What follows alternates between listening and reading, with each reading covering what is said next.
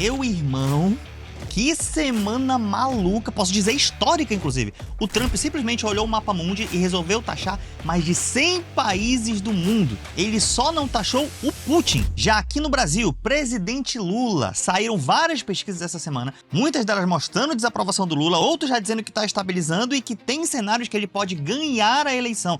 Principalmente se acontecer uma coisa, o Lula vai ganhar a eleição e eu vou te dizer nesse vídeo também. E voltando pro internacional, o presidente Xi Jinping da China resolveu entrar na briga do Trump, meu irmão, e as bolsas derreteram no mundo inteiro. Eu vou já te dizer o que ele fez. Inclusive hoje, notícia de hoje, quando eu gravo esse vídeo, a Land Rover, empresa britânica que faz aqueles carros, Range Rover Evoque e tal, a Velar, inclusive eu tive uma Range Rover Evoque por 8 anos, simplesmente suspendeu as exportações desses carros para os Estados Unidos. Então, cara, vão acabar as Land Rover nos Estados Unidos? Vou falar sobre isso aqui também. E claro, as principais notícias do mercado financeiro, porque as bolsas do mundo inteiro derreteram, mas nesse vídeo eu vou te falar o porquê uma grande oportunidade pode estar na sua frente. Você vai ver como isso pode ser bom para você.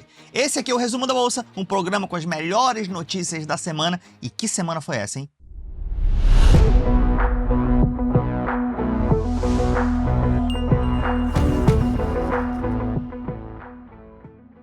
Para você que não sabe, esse aqui é o canal Investland. Aqui você aprende economia e investimentos, assistindo histórias, usando mapas gamificados, cenários virtuais em 3D e materiais baseados nas melhores séries do mundo. Tudo isso de graça, basta você se inscrever. E claro, passando uma informação menos enviesada possível. Eu não falei isento de viés, porque ninguém é. Mas muitos canais do YouTube são muito enviesados, eles amam ou odeiam um político e tudo o que ele faz ou deixa de fazer, a pessoa já ama ou odeia automaticamente. Aqui a gente te mostra um jogo mais equilibrado. Quando é bom, a gente elogia, quando é ruim, a gente critica, independente do lado.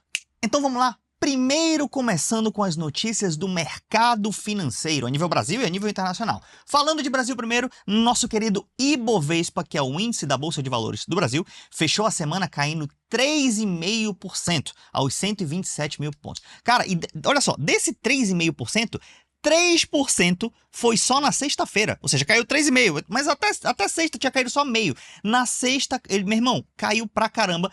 Por que que isso aconteceu? Por conta das tarifas do Trump? Também. Mas aí o presidente Xi Jinping da China entrou na briga. Meu irmão, quando ele entrou na briga, as bolsas do mundo inteiro derreteram, inclusive o nosso Ibovespa. E eu vou te mostrar como isso impacta na sua vida. Já outro índice, o IFIX dos fundos imobiliários, fechou a semana caindo 0,66%, cotado a 3.200 pontos. Pensa num negócio que tá levando pay há muito tempo, é fundos imobiliários. Inclusive, eu fiz um vídeo no canal, cara, aula magna de fundo imobiliário com a melhor edição, melhor didática. Você vai entender, desde que você é básico, ou até intermediário, ou até avançados, vem esse vídeo de fundos imobiliários e gostam muito. Então, dá uma pesquisada aqui no nosso canal Investland, os vídeos de fundos imobiliários que você vai gostar muito, beleza? Vamos agora ao dólar. O dólar, que abriu a semana em 5,70, fechou a 5,83, 2,3% de alta. Cara, e o dólar foi mais ou menos igual ao Ibovespa. Até o dia 3 ali ele vinha bem. O dólar bateu 5,59. Meu irmão, 5,59 eu falei, cara, vai ter Disney pesado esse ano, vou levar minha família, o dólar tá caindo. Mas aí eu falei, cara, quando foi na sexta-feira, com essa história do Xi Jinping aí, meu irmão, o dólar saiu de 5,59 para 5,84. Então o mundo tá reagindo muito mais forte à retaliação da China do que as próprias tarifas do Trump. Claro que a culpa primária disso, obviamente, é do Trump, mas a China ter entrado no jogo é um fator bastante preocupante. Já o Bitcoin fechou a semana em 83.800 pontos, 1,5% de variação. O Bitcoin já acumula uma queda de 10,3% no ano, tá? Já o Boletim Focus, que é o relatório semanal divulgado pelo Banco Central do Brasil, que junta a opinião das principais instituições financeiras e economistas sobre o futuro da economia do Brasil. Ou seja, é um monte de economista de banco e do mercado que se junta para errar a previsão. É, porque a maioria das previsões do Boletim Focus, eles erram. Se você vê o Boletim Focus da primeira semana de janeiro de cada ano, nunca é o que acontece no final do ano. Mas tudo bem, como aqui a gente é do mercado e a gente também valoriza o mercado, mesmo que erre, a gente gosta de ouvir e mostrar para você o Boletim Focus.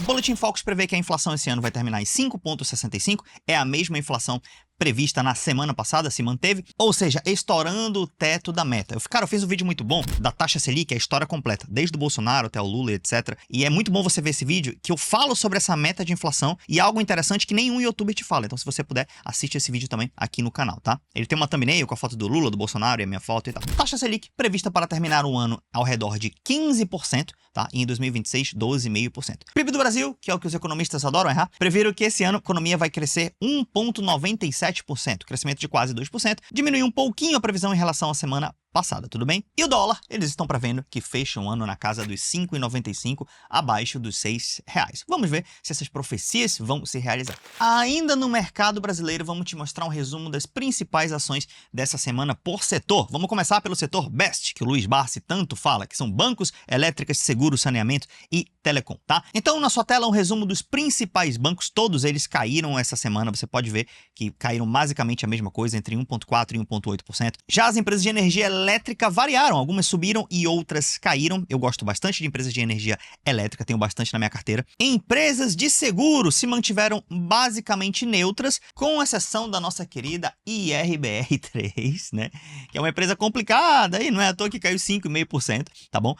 Empresa de saneamento, você vê na sua tela também, e empresas de telecom, você vê na sua tela também, tá? O resumo do setor Best para você. E de outros setores, Daniel, vamos falar um pouco de commodity. As commodities foram bem impactadas essa semana, principalmente a Vale e a Petrobras. Por quê? Porque, Daniel, existe possibilidade do Brasil se dar bem com essa história da taxação? Sim, existe possibilidade. Mas existem incertezas também. E nessas incertezas, a nossa empresa Petrobras e a Vale, eu tenho ambas na carteira, tá? Caíram 7%. Eu adoro quando cai, porque eu só compro as coisas na baixa, queridos. É por isso que na minha carteira, e aqui a gente mostra também, a gente não tem preconceito com ninguém. A gente, claro, eu prefiro o setor Best, a maioria das minhas empresas são do setor Best, mas a gente tem também commodity, a gente tem também empresas estatais. Eu sei que muita gente não investe em estatal por conta de ideologia, mas assim como existem estatais péssimas, existem mesmo, existem estatais boas. Um exemplo, Banco do Brasil, por exemplo. Cara, comprei Banco do Brasil a R$17 e o meu preço médio hoje tá 28, 63% de valorização. Isso é porque tá caindo. Mesmo caindo, eu tô com 63% de valorização. Daniel, você comprou isso quando, cara? Principalmente dois momentos. Um, na pandemia, quando o Bolsonaro falava aquelas coisas lá e tal, né? Muita gente falou do super caos e tal, e realmente a pandemia foi um caos, mas assim, do mercado financeiro, muita gente tava prevendo um caos maior, e eu comprei. E na época que o Lula foi eleito, que as pessoas falaram que o Brasil ia virar a Venezuela. Gente, o Banco Central tem 350 bi de dólar de reserva internacional. A Argentina não tem dólar, a Venezuela não tem dólar. Então a gente não tem como virar uma Venezuela. Além disso, a gente tem uma commodity que alimenta o mundo inteiro, entra bastante dólar aqui. Então, por causa de Bolsonaro ou Lula, você não compra ação, pelo amor de Deus.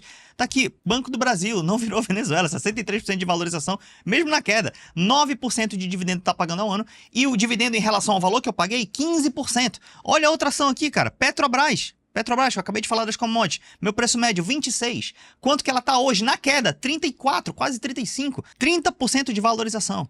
Mas olha só, 22,5% de dividendo eu recebo ao ano, cara, isento de imposto. Cara, só com o dividendo eu já paguei Petrobras há muito tempo, tá? E meu yield on cost, que é o dividendo em relação ao valor que eu investi, 30%. Cara, 30% de dividendo ao ano, assim, porque lembra, que nem eu falei, eu já invisto antes de ter esse canal do YouTube. E ser esse cara um pouco mais centrado, ver o que é bom e o que é ruim de cada lado, tentar não ficar acreditando em mitos, em super vieses, fez eu ter bons investimentos. E aqui a gente mostra pra você, mesmo a bolsa embaixo, a gente tem ótimas rentabilidades. Fica aqui investendo que você vai aprender isso também, tá bom? Sabe que canal de investimento te mostrou essas empresas, o resultado semanal delas detalhado, que é só você tirar um print? Nenhum canal de investimento, mas aqui a gente fez todo esse trabalho e mostrou pra você, beleza? Mas agora vamos falar de política, que eu sei que você quer. Saíram duas pesquisas importantes essa semana, uma pesquisa do Datafolha e a outra pesquisa Quest, encomendada pela Genial Investimentos. Eu gosto bastante de pesquisa, lembrando que pesquisa é um retrato do momento, não significa que no futuro é aquilo. Então você tira um retrato hoje, no futuro a eleição foi outra, não é que a pesquisa errou, é que neste momento ela mostra esses padrões, tudo bem? Então vamos analisar essa da Genial Investimentos, que inclusive saiu no dia 2 de abril, tá? Esse dia 2 de abril foi um dia bem memorável, né? Inclusive foi o dia lá do início da ditadura militar. Então, essa pesquisa mostrou cenários interessantes, tá? Primeiro, mostrou que a desaprovação do presidente Lula está alta e continua muito alta. É 56% de desaprovação. E a aprovação caiu para 41%. Olha só que nessa parte da pesquisa foi perguntado sobre você desaprova ou aprova, somente isso, não tinha um meio termo. Então 56% desaprova e 41% aprova, tá? É o pior resultado pro Lula em todos os seus mandatos, tudo bem? Mas olha outra coisa interessante, que quando você muda a pergunta de aprova e desaprova para avaliação negativa, positiva e neutra, você coloca uma no meio, que é a regular, aí muda um pouco o cenário. O negativo fica 41%, o regular fica 29% e o positivo fica 27%. Se você somar os dois, você vai ver que o regular e o positivo somam 56%. E isso pode ser uma esperança para o governo, por quê? Porque esse voto do regular é o cara que muda a eleição. Quem fala negativo não vai votar no Lula, esquece. Mas quem fala regular pode mudar uma eleição. Ele soma 56%, tá? Por que é interessante falar desses regulares, dos positivos e negativos? Porque o Instituto testou algumas outras perguntas. A primeira é sobre quem as pessoas têm mais medo. Ou seja, ele quer saber o que esses regulares aí pensam. Então eles perguntaram quem as pessoas têm mais medo em relação a Bolsonaro e Lula. Então, 44% dos entrevistados têm mais medo do retorno do Bolsonaro, enquanto 41% dos entrevistados têm mais medo de uma vitória, de uma reeleição do presidente Lula. Então, mais uma vez, a eleição se encaminhando para quem você tem menos medo. Eita, o Brasil não aprende, cara. É só, eu tenho menos medo desse. Cara, vamos votar por alguém que a gente gosta, né? Seria mais fácil isso. Já pensou uma bela manhã, a gente acorda, Bolsonaro e o Lula se aposentam. Eles falam assim, galera, estamos cansados, não vamos mais disputar a eleição, pô, estamos aqui com as esposas jovens, a Michelle, a Janja, né, vamos curtir aqui uma praia, o Bolsonaro vai lá pra Miami, o Lula viaja pra não sei pra onde e tal, e vão curtir, cara, e aí quem vem disputar? Pô, Fernando Haddad, Tarcísio, Alckmin, Ciro Gomes, pô, Ciro, inclusive o Ciro tá fazendo falta no debate, né, o Ciro é um cara aí que tem umas opiniões, né, ele critica ambos os lados, tem até umas críticas bem coerentes e tal, então o Ciro faz uma falta aí no debate. Mas enfim, imagina Ciro Gomes, Alckmin, Haddad, Tarcísio, cara, seria um mundo mais tranquilo de se viver, na minha opinião, né, talvez você consiga até voltar a abraçar o seu amiguinho, o seu irmãozinho, que você deixou de falar com ele por causa de política. Eu acho aí que se os dois se aposentassem, veja que eu não tô criticando eles, nem chamando de bandido. Tô só falando que se eles se aposentassem, eu acho que o Brasil poderia viver tempos um pouco mais tranquilos. Pelo menos alguns anos, né? Depois a gente não sabe o que aconteceria, tá? Então, 44% tem medo do Bolsonaro e 41% medo do Lula. Isso é bom pro Lula? Não necessariamente, é só uma prova do medo. Sabe por quê? Perguntado se quem acha que o Lula deveria se candidatar de novo, 62% dizem que não deveria. Foi igual com o Trump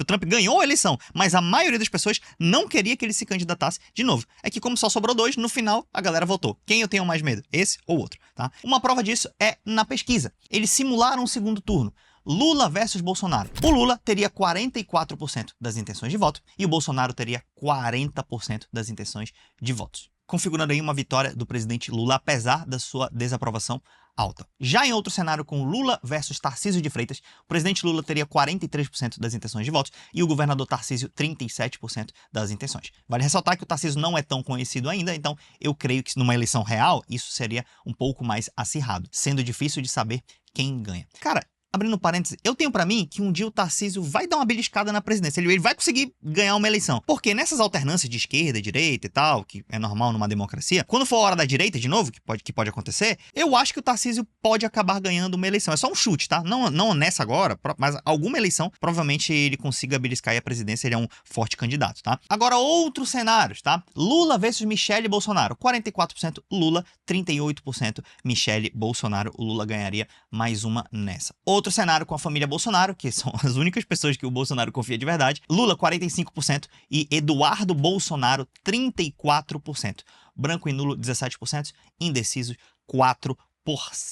Agora um cenário interessante, Lula versus Ronaldo Caiado, governador de Goiás, bastante aprovado no estado de Goiás, inclusive. O Caiado acabou de lançar sua pré-candidatura à presidência, né? Primeiro ia ser o Gustavo Lima, depois iam se juntar, acabou ficando só o Caiado. Lula versus Caiado, 44% para o atual presidente, 30% para o governador de Goiás. Indecisos, 4%, branco e nulo, 22%, porque o Caiado também não é conhecido no Brasil. Daniel, quem vai ser o candidato em 2026? Não sei. Bolsonaro está inelegível, o Lula eventualmente se cair mais a aprovação, ele pode não querer terminar a carreira dele perdendo uma eleição, né? Ele pode falar, não, vou me aposentar e tal, pode ficar mais tranquilo. Daniel, e se não vier o Bolsonaro e o Lula? Aí, cara, que nem eu falei, o Tarcísio pode dar uma beliscada. Se o Lula melhorar agora, o governo melhorar, nesses últimos 2 anos, talvez o Haddad possa ganhar, né? Então, eu acho que no futuro esses caras aí, Fernando Haddad, talvez o Alckmin, não sei, o Tarcísio, o João Campos, que é um cara da esquerda, um cara bem aprovado em Recife e tal, podem ser bons nomes pro futuro, tá? Bons nomes no sentido de ser competitivo. Não quero dizer quem é bom e quem é ruim, mas no sentido de serem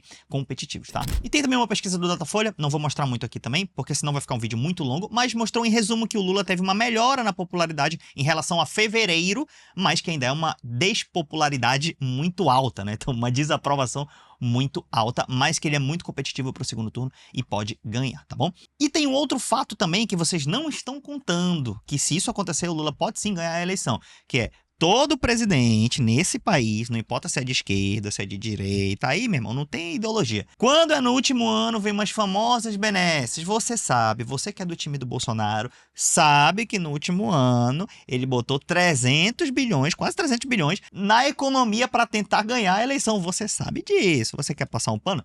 Tudo bem, tá tranquilo, tá de boa, pode passar o pano. Você sabe que ele mudou o lance dos combustíveis ali, né? Deu briga com o governador e tirou imposto daqui e tal, para tentar ganhar a eleição. Mas não foi só um problema da direita, porque a esquerda também, em outras eleições, fizeram isso. E o Lula, não duvido nada que quando chegar no último ano lá, meu irmão, se o Lula tiver mal na pesquisa, tu não acha que ele vai querer fazer alguma coisa? Pô, vamos liberar aí uma grana pra galera, vamos fazer uma parada aí mais top. Nunca antes da história desse país, um presidente foi 4 vezes eleito. Mas eu acho que pode sim ser que o governo tente fazer umas benesses aí pro ano que vem, tá? Ah, Daniel, já sei uma benesse, o lance da isenção dos 5 mil do imposto de renda. Cara, essa aí, eu sou a favor. Eu não acho que é uma benesse, eu acho que é uma pauta importante, as pessoas que ganham até 5 mil reais serem isentas de imposto de renda. Era a proposta de vários candidatos à presidência e eu acho que isso é importante. Tem que ver a fonte de financiamento disso. Você sabe que aqui no canal eu olho o precedente internacional, então tem países sim que tributam patrimônio, tributam heranças e etc. Quando a alíquota é moderada ou pequena, não há fuga de capitais. Os vídeos que você vê falam assim, ó, ah não, pô, porque tem um ator, o Gerard Depardieu, na França, foi taxado, na época da França lá, o François Hollande taxou em 75% as fortunas de acima de 1 milhão. Meu irmão, aí todo mundo foge, é normal. Aí um ator pegou e fugiu para um país do lado que é a mesma moeda. Então a facilidade de fugir é incrível. Agora, se é uma alíquota pequena, moderada, as pessoas não vão, o pessoal não vai vender todas as suas ações para levar para fora, não vão vender suas empresas para levar para fora. Se a alíquota for pequena ou moderada, os ricos não fogem do país. Tem país capitalista muito mais grande que o Brasil que taxam mais patrimônio e renda e menos consumo. Então, eu, Daniel, sou a favor, sim, de taxar mais patrimônio e renda, mesmo que isso me atinja, e taxar menos consumo e taxar menos empresa também, porque a empresa é o coração da economia. Na verdade, é o consumidor, né? Mas assim, a empresa é o segundo coração da economia. Então, qualquer medida de direita ou de esquerda que taxe menos pobre e menos empresa, eu serei a favor, beleza? Vamos agora para as notícias do mundo, meu irmão. Olha só isso. As bolsas americanas simplesmente derreteram. Desde que o Trump começou a colocar as taxas, a Dow Jones caiu 9%. A Nasdaq caiu 11% e o S&P 500 caiu 10,5%. Cara, uma loucura. Só para você ter uma ideia, foi uma perda de valor de 5,6 trilhões de dólares em 2 dias. Só pra você ter uma ideia, o PIB anual do Brasil é 2 trilhões. Cara, é uma perda de riqueza muito grande, tá? Claro que são ações, a cotação e tal, mas assim, é muito grande. Por exemplo, a Tesla caiu 6%, a Nvidia caiu quase 5%, Johnson & Johnson, Google, Apple, ninguém escapou, Meta, todos caíram bastante desde os anúncios do Trump. A maioria das pessoas é unânime em dizer que essa é uma estratégia provavelmente errada do Trump, mas que nem eu falei do vídeo anterior. Muitas das pessoas que acham que foi o livre mercado que fez as nações serem ricas, não, foi o mercado, mas não necessariamente livre. A China está exportando BYD para o mundo inteiro, e tem um BYD aqui em casa, inclusive, um Seal, muito bom esse carro. Não foi o livre mercado. A China manipula o câmbio, que é o principal preço de uma economia, que é a moeda. A China ajuda as empresas, inclusive a própria BYD, a chegar no mundo inteiro. Então foi o mercado apoiado pelo Estado. O iPhone, muitas das tecnologias, foi o Estado americano que descobriu. A internet, o GPS, a tela de touchscreen. E depois, a iniciativa privada adotou e faz o que ela faz de melhor, que é criar um produto. E ainda bem que não é o Estado que cria produto, né? Que o Estado para fazer produto é terrível. Mas, então, essa combinação Estado ajudando e não atrapalhando, igual no Brasil, mas Estado ajudando, iniciativa privada cooperando, pode fazer um país enriquecer? Sim. E o Trump acredita um pedaço nessa teoria e ele acredita que tem que ser via tarifas. Eu não sei se é o melhor caminho, mas quem sou eu para dizer? Vai que no futuro dá certo, ele vira um gênio. Mas, a princípio, eu acho também que não é um caminho muito bom. eu tendo a desconfiar que vai ser muito custoso para os Estados Unidos e que não necessariamente eles vão ganhar essa guerra comercial com a China, tá? Ainda mais porque a China tem a vantagem de ter um governo único há muito tempo. Vantagem entre aspas, tá? Então, a galera não fica se matando lá, brigando para saber quem é o governante. Eles nascem, já é o governante, eles só estão preocupados em crescer. Nos Estados Unidos, a cada 4 anos muda. Então, não tem tempo suficiente para uma política dessa talvez dê certo. Fora que tem queda de popularidade, ele pode perder a maioria no Congresso, a maioria no Senado. Então, assim, tendo a achar que é muito perigoso para os Estados Unidos o que o Trump fez, tá? Vamos lá. Fear and Greed Index, que é um indicador de medo. Então, quanto mais para essa ponta da esquerda, a galera está com extremo medo. E quanto mais para a ponta da direita, a galera está com otimismo, tá? E agora está em extremo medo. E eu, Daniel, vejo as maiores oportunidades quando as pessoas estão com medo e extremo medo. Acabei de mostrar a minha carteira para vocês. Como que eu tive aquelas rentabilidades? Quando a galera estava com medo e extremo medo. Claro que eu não vou comprar empresa ruim nesses cenários. Óbvio que não. Uma empresa ruim no cenário de crise vai falir. Pô, você tem empresas muito boas na Bolsa Brasileira. Então, cara, a Bolsa Brasileira está com um preço muito bom. Eu não quero fazer a indicação de uma ação específica, porque não é a minha função e seria uma irresponsabilidade fazer isso, tá? Mas eu tô olhando bastante Bolsa Brasileira, tô olhando bastante o ETF e VVB11, porque eu quero expor um pedaço do meu patrimônio a dólar, não tudo, porque se todos os investidores fizerem isso,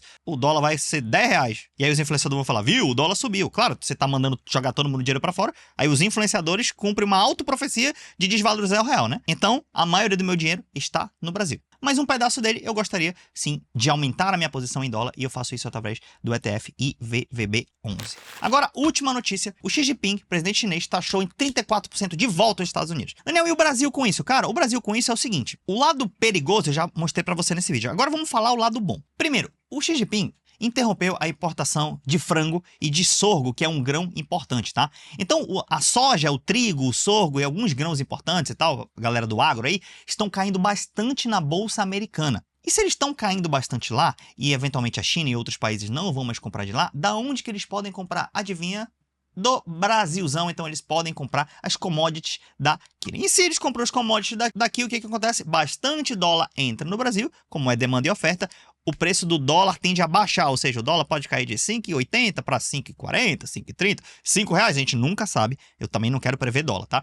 Mas a gente poderia ter uma melhora no dólar, e o dólar caindo melhora a inflação, porque a maioria dos produtos da nossa economia passa de alguma maneira pelo dólar, seja eles vêm de países da Europa, ou da China, ou dos Estados, e inflação caindo é bom para todo mundo. Mas tem um outro problema também. Se esses produtos que vêm de fora passar por um monte de taxas, passa na China, passa taxa aqui, não pode chegar mais caro aqui, mesmo com o dólar caindo? Pode. Esse é um perigo também e a gente não sabe o que vai acontecer. Por isso que quando há incerteza, normalmente as bolsas caem. A gente viu o que aconteceu. Uma outra coisa que poderia acontecer de ruim é que, por exemplo, a Embraer, a gente fabrica avião, né? Um dos únicos produtos industriais grande que a gente fabrica de tecnologia. Poderia se dar mal. Poxa, vai ter 10% agora de taxa sobre o Brasil, dos produtos brasileiros. Só que a França foi taxada em 20%. E a Airbus vai pagar 20% de tarifa. A Bombardier canadense pode ficar na casa dos 25% de imposto. Pô, se a Embraer pagar só 10% e vai concorrer com a Airbus e com a Bombardier, talvez pode ser que não seja ruim. Talvez pode ser que seja bom e os aviões da Embraer sejam mais vendidos. E eu te digo, nenhuma economia do mundo fica rica plantando horta. Como assim? Você que fala, as commodities sustentam o Brasil. Relativamente verdade, eu acho que são 6% do PIB direto que vem de commodity, que vem do agro especificamente. E se você pegar a cadeia indireta, a gente está falando de algo em torno de 20% a 25%. Não é tanta coisa, a maioria é serviço. Mas mesmo assim, eu sei que o agro é importante, eu só não coloco a ilusão de que o agro vai fazer o país ficar rico. Aí, querido, olha só, sabe por que eu digo isso? Pelo seguinte, ó. Um iPhone, quando eles mandam pra cá, ele pesa 200 gramas. Tá aqui, ó, cabe na minha mão. $1.000. Vamos arredondar o preço, tá? Tem maior, tem menor e tal. $1.000. Sabe quanto que o Brasil precisa exportar para ganhar $1.000? 3 toneladas de soja. Sabe o que é uma tonelada? Sabe um carro, o Kwid, o Celta, sabe? Pesa 1 tonelada. Tem que ser 3 carros daqueles, cheios de soja, para empatar com um iPhone. Aí tu fala, o agro vai ser gigantesco. Meu irmão, a gente vai desmatar o Brasil inteiro, gigantesco, um negócio assim, monumental, e não vai chegar nem numa renda per capita de $20.000. Então, só com o agro não dá. Ah, isso significa que temos que eliminar o agro. Claro que não, meu Deus do céu. Cara, não é para eliminar o agro. Eu sou um cara do agro, lembra disso. Pelo menos eu era, estudei sobre isso, né? Mas assim, não faz uma nação ficar rica. Se você olhar todos os produtos que estão aqui, são de alto valor tecnológico. É China ou os Estados Unidos. Então, não acha que soja ou gado vai fazer a gente ficar rico. A gente pode desmatar o Brasil todo. Faz essa conta aí. Se eu desmatar o Brasil inteiro, virar tudo soja, quanto que a gente fatura? Você vai ver que a gente não fica nem perto de um país rico. Fica longe. Então, cuidado com essa história de só confiar no agro. A gente tem que sim que desenvolver a nossa cadeia industrial, tecnológica, de serviço e etc. Fechou? Então esse foi o resumo da primeira semana de abril. Essa semana vai ter 2 vídeos muito interessantes no canal. Se inscreve aí, deixa o like, deixa seu comentário, que às vezes a sua pergunta é dúvida de muitas outras pessoas e a gente responde ela aqui também nos próximos vídeos. Beijo, abraço, fiquem com Deus e até a próxima.